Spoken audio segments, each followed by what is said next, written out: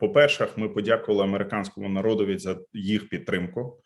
По-друге, ми сказали всім конгресменам, що ця зброя нам потрібна зараз на полях для того, щоб робити контрнаступи на Донбаському напрямку та на південному напрямку.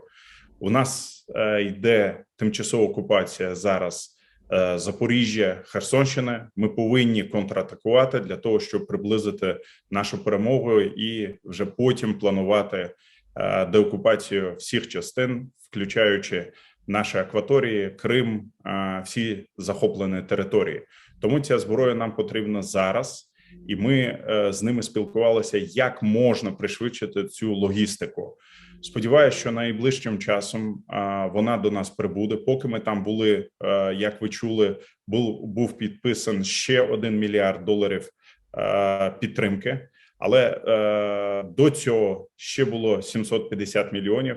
Це все рівно 5% від того, що нам було запропоновано. Тому для нас дуже важливо було обговорювати всі логістичні питання, щоб пришвидшити до кінця року отримати всю зброю в Україні.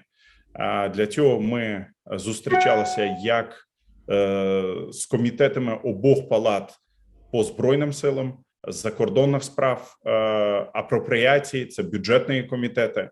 Ми також мали зустріч для того, щоб пояснити наші наміри з Державним департаментом, з Міністерством фінансів. Тобто це дуже продуктивна зустріч, вона на часі. І сподіваюся, до того, як вони підуть на канікули, ми ще отримуємо те, що нам необхідно для наших Збройних сил.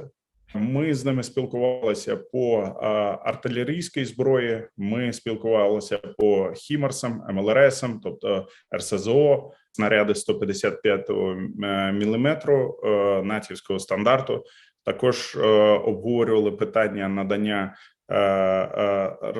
ракетних систем залпового вогню, надання зброї протикорабельної, надання зброї, щоб знищувати радіоелектронну боротьбу, тому що це унеможливлюють використання дронів і ще багато чого дуже потрібного для наших Збройних сил. Домовилося, що наші департаменти закупок, логістики і контрактингу будуть сідати і обговорювати, як пришвидшити постачання цієї зброї для того, щоб привести її на поля боїв.